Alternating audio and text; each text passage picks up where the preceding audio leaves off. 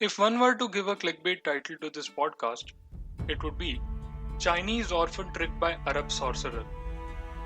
Welcome to the Name Place Animal Thing podcast, where I run down the English alphabet and share interesting facts, stories, and trivia about names, places, animals, and things. The first episode is on the letter A.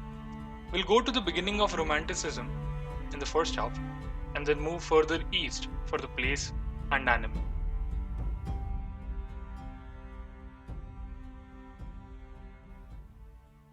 Anton Galland was a French scholar archaeologist who was born in 1646 and died in 1715.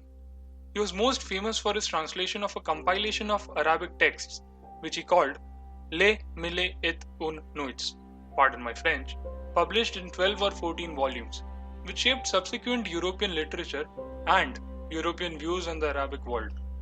Galland spent several years abroad, even once working under Colbert. No, not Stephen Colbert, the late night talk show host, but Jean Baptiste Colbert, the French politician of the 17th century. So, anyways, he worked under commission for the French East India Company to collect coins for Colbert, who was a minister in Louis XIV's court. Previously, he worked at the French embassy at Istanbul, where he collected and copied several inscriptions. He always had the travel bug and was therefore well versed in Arabic, Turkish, and Persian languages. Therefore, he later went on to work as an antiquary, someone who collects antiquities, in the French court, and assisted the Orientalist Moulinville at the Royal Library.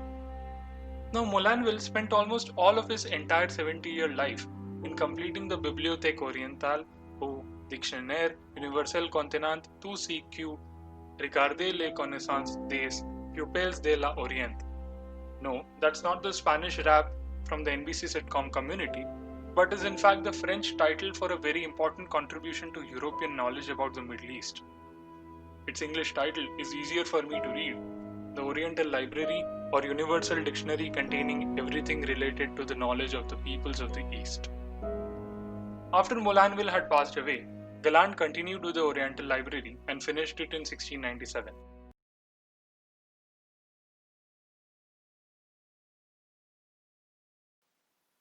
But all these achievements are eclipsed by what has eternalized his name in history, Les Mille et un Nuits. Again, pardon my French. Or if you have not already guessed it, in English, 1001 Nights. Or as I grew up reading its name, Arabian Nights. Hey, can you stop that vaguely Arabian music in the background, please?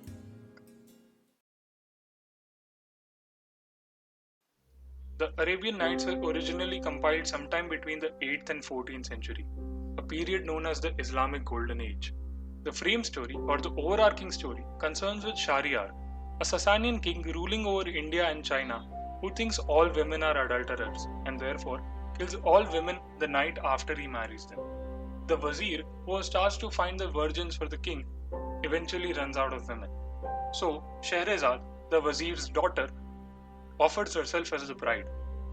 I want to tell you at this point, this does not look like something kids should be reading. But anyway, Scheherazade, on the night of the marriage, starts telling a tale to the king and leaves it unfinished. And she does this every night, and the king, out of curiosity, spares her life every night. Talk about cliffhangers. Somehow, these stories reach Galland. He began working on the first volume in 1702, translating text from the original languages into French. He seems aware of the enormity of the task and often complained in private letters about not being able to do more serious work. He had begun translating a manuscript he received from Aleppo, Syria, which contained only 282 stories. To stay true to the promise in the premise of 1001 stories, his publisher, wishing to cash in on the success of the first volume, supplements material from vaguely Eastern sources.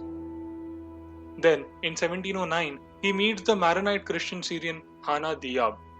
From a manuscript autobiography found only in 1993, we know that he supplied some of the stories himself, and that his creative contributions were not acknowledged by Galland. In fact, there are some parallels in these stories and Diab's own picaresque life. Diab meets Galland in Paris, where he tells him stories from yonder, in French. This Diab was a clever cookie. Not only was he embellishing folk tales and presumably making them better whilst adding references to his own life, he was also translating on the fly. Galland was envious of Diab as he thought he might be eyeing for a seat at the Royal Library, which Galland wanted for himself. Perhaps facing pressure from Galland and his contemporaries, Diab returns to Aleppo and runs a very successful cloth business with his brother. So all's well that ends well for Diab, I guess. It should be obvious that the Arabian Nights were not just Arabian, but rather a smorgasbord of North African, Arabic, Turkish, Persian, Indian fables, stories, legends, and retellings.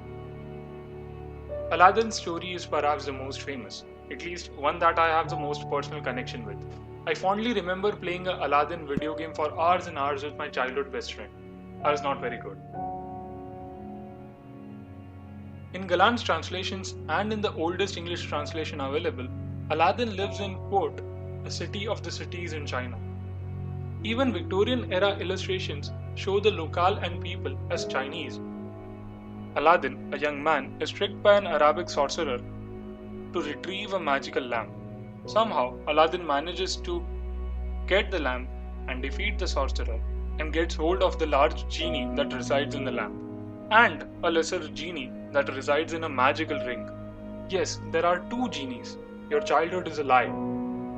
The princess, Badr al-Budur, not Jasmine, was already married to someone. Aladdin kidnaps the groom using help from the genie and holds him in a dark cell for 2 days. When he finally succumbs and agrees for the marriage to be annulled, Aladdin then woos the princess with lavish gifts and they get married. Aladdin was not the goody two shoes we think him to be.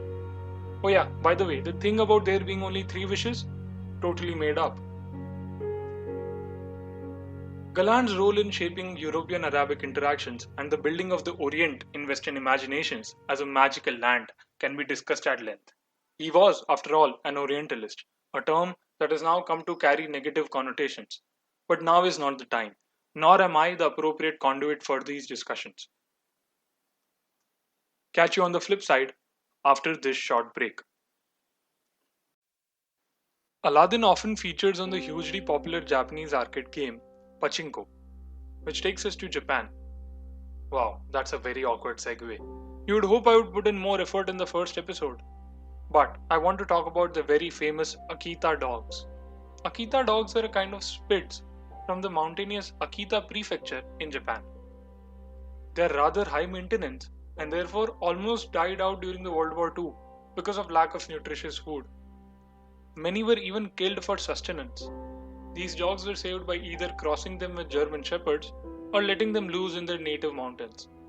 The most famous Akita owner was Helen Keller, who traveled to Japan in 1937 and was presented with a few months old puppy called Kamikaze Go. 1 month after she returned to the US, the dog died of canine distemper. A second Akita, Kanzen Go, was sent to her. But the most famous Akita dog by far was Hachiko. Hachiko was the pet dog of Professor Hidesaboru Ueno, an agricultural scientist at the Tokyo Imperial University. Hachiko would wait for Ueno to come back from work outside the train station every day. At the age of 53, Ueno suddenly died while giving a lecture.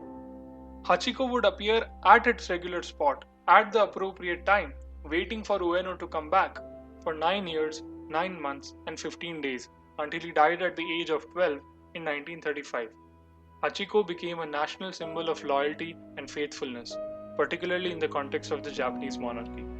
But the idea and legacy, along with the stuffed and mounted Hachiko, is on display at the National Science Museum in Tokyo. Every year on March 8th, Hachiko's death anniversary, a solemn ceremony is held in its remembrance outside the Shibuya railway station. Name: Anton Galland, or Aladdin if you may. Place: Arabia, or Akita Prefecture if you may. Animal: Akita dogs. And thing: Arabian Nights. That's that for the first episode of the NPAT podcast. Send me your comments, criticisms, and condemnations at npatpod@gmail.com. That's npatpod@gmail.com. My thanks to Jalaj Maheshwari, Vyom Vyas, and Bhushan Patel for their editorial inputs and for making this podcast happen. See you in the next episode.